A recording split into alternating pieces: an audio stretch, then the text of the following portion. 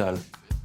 Philippe Wacky Di Giorno a réalisé son rêve d'enfant. Faire pousser des plantes plus haut et plus vite sans gaspiller l'eau grâce à un produit écologique.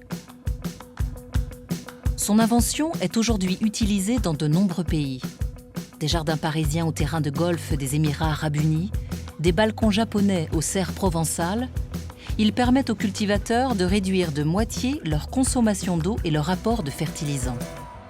En France, la ville de Dax a été la première à utiliser le produit pour toutes ses plantations. Voilà, on voit bien le polytère. Couche-la sur le flanc. Voilà. Enlève tes mains, enlève tes mains. Voilà. Là, on voit bien le polytère fixé sur les radicelles. Voilà.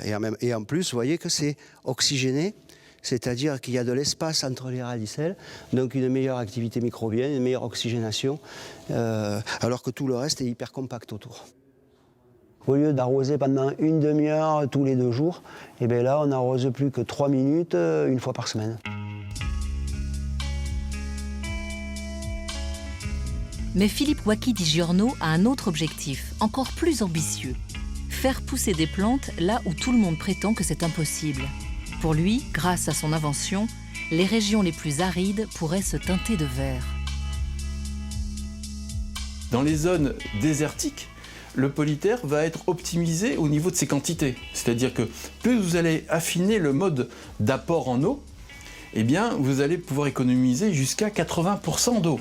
Ce n'est pas des histoires de 5 ou 10%, 80% d'eau, avec des systèmes de goutte à goutte associés à polytère. Et en plus de cela, ça active le développement racinaire en profondeur.